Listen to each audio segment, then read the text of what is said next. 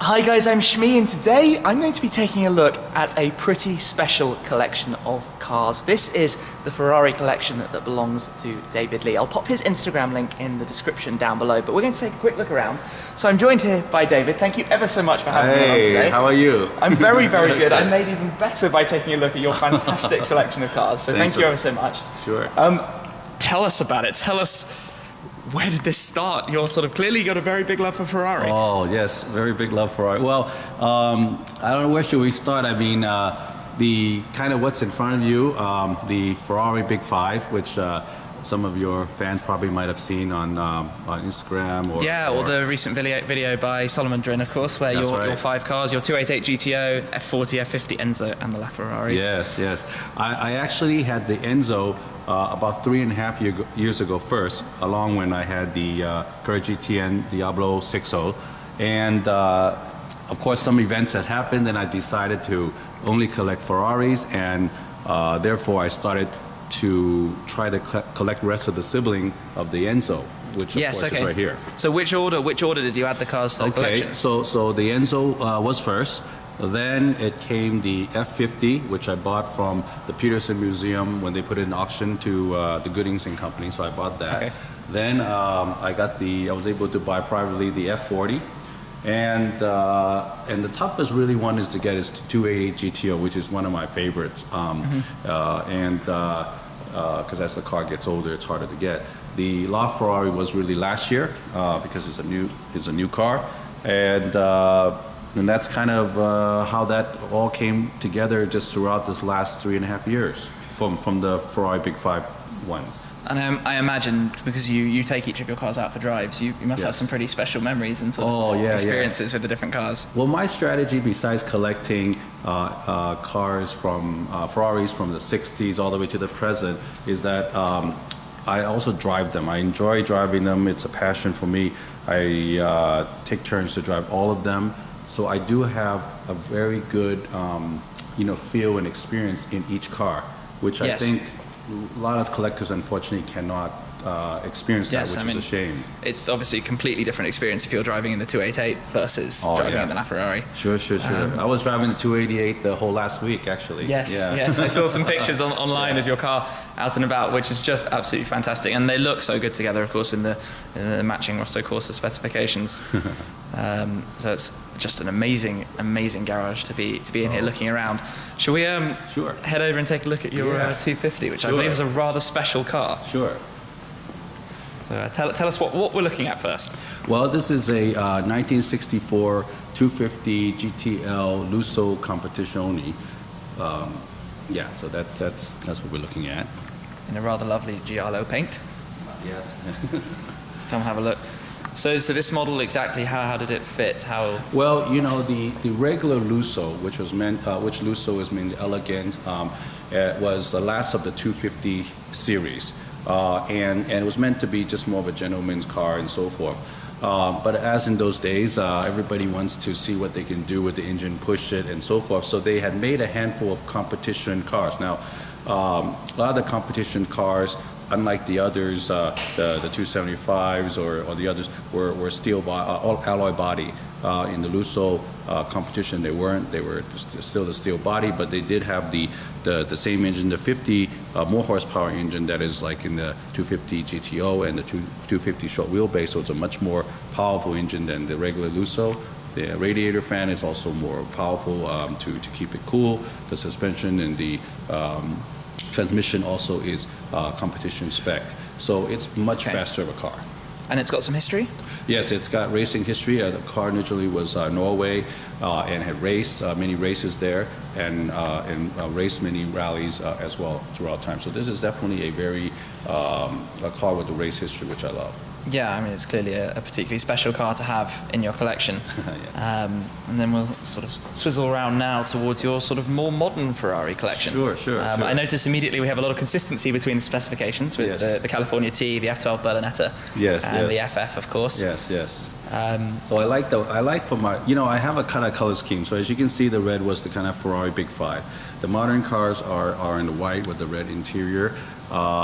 except my 458 Speciale Aperta, which is yellow and blue. But and then the other classic cars are black and silver and red and so forth. But at least here in the new, the modern, I have a theme of the white with the red interior, which I thought is great for California.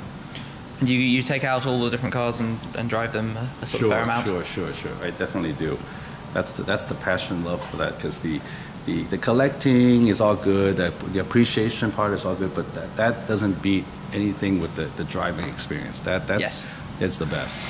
Yes, and well, we are in California, of course, so California T, very appropriate. That's right. And will you be changing the FF for the new GTC4? Yes, I have already talked to my dealership, which is Ferrari Los Angeles, and I'm going to do that. And not only that, I think I'm going to do that in tailor-made. So, so really make it a special one, because it's one that I drive. This is my daily driver. It's one that I would drive all the time. I really would like to have a special model. Well, you and me both. I daily drive my FF as well. Yes, exactly. So, anything else sort of on the horizon that you can give us a sneak peek into? Cars incoming? Well, yes, the 488 Spider. So that should be coming, and in the U.S., I guess it's coming in around June time, right before the summer. So I'm hopefully expecting that. Also the F12 Tour de France. Yes. So that is coming along, and I had spec'd that out and already. So that should come along in the summer as well. So Fantastic. From the Ferrari front, that's. Well, yeah, some very, very exciting cars. When you think that's the sort of current lineup of Ferraris, they've got some pretty special cars going on at the moment. Sure. Shall we just wander through to the back, where you have a couple of cars here that aren't Ferraris? Okay, yes. I mean, I can't blame you at all for having one of these in your collection, because this is the 918 Spider is particularly impressive. It is an impressive car. It is really great. Like I told you, I had a Carrera GT before. I do miss it very much. And this is just a great car that's come by, and so I went and got that. So I mean, you've clearly got two incredibly iconic Porsches here with the with the 356 Speedster, 1958. That's a clean one. That's like a 100.1 right there. Yeah. Okay. Well, I feel like a Carrera GT needs to be reinserted. Yeah, a lot of times I get that desire, but really my heart was with Ferrari, and any new cars, I really should be going that direction. Yeah. So no 2.7 RS. So, No, I'll lead you astray here. And, I'll let you do that. I know you're going to. And a Phantom. Phantom. I did order the Dawn, so I was one of the first Dawns coming out. Okay, very nice. I really like that. I love the Dawn. I have a special place in my heart for Rolls, because actually this was a car that I bought for my father when it first came out. So in 2005, I bought it for my dad, and so of course he's not with us right now anymore, and so of course it's a keepsake and a legacy, but I do have a special place for Rolls in my heart. So I did order a Dawn because I've been waiting for that model was great. Well, so driving a Dawn here in the beautiful weather of California will be absolutely lovely. That will be coming also in a few months. So, well, it's certainly an incredibly impressive collection. I mean, Ferrari's obviously had a big sort of part of, I suppose, your life to date. Were you like me? When you were sort of young, were you sort of posters all over the wall with supercars? Yeah. Well, there's a story. So my love for cars started third grade when my elementary teacher said, "Hey, go to the school library, pick out any book you want to pick, and just doesn't matter, but just read something interests you." So obviously those days were either dinosaurs or something. But I did see this one on Italian sports cars. So you look at it, there was some old Alfa, there was old Maseratis, and some Lambos. So I really gravitated and got that. Of course, so that's when it began. But of course, during the high school, I had the Countach, poster, the 6-foot poster over my bed. That was my drive. That one day I have to get that, and I worked toward that really hard. And something about it, having a goal and a drive really helps you to achieve. It pushes you. So. Not for anything, but at the age of 29, I was able to afford a pre-owned Diablo VT. Oh, so that was your first sort of supercar? That was my first, Diablo exactly. VT. Yeah, okay. Yeah. Do you own a Lamborghini now? No.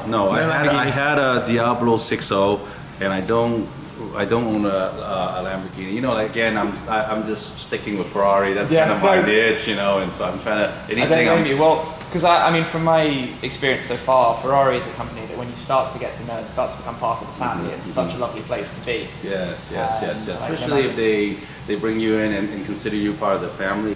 Well, thank you for allowing us to come and look at this sort of amazing collection of cars, and of course for sharing it with the audience. But I suppose more than that, for driving the cars and using them also how they're supposed to, and obviously the fantastic video you shot at the Thermal Club with the Ferrari 5 that we're looking at here. So truly wonderful. Sorry, not all the cars are here, but because it comes in and out, and they're my other garages. But yeah, no, thank you for. It's very special. Yes, so like I said before, I'll pop the link to your page down below. Sure. Hope you guys have enjoyed this very exclusive look, and thank you ever so much again. Sure, thank you. Yeah, absolutely brilliant. So guys, make sure you do go check out David's link right down below, and I'll catch up with you again very soon. Cheers. This is the moment. This is the LaFerrari. Let's pull the paddle, pop it into gear. The touch panel to open it up. Firstly, all of the body panels on the car, except for the doors,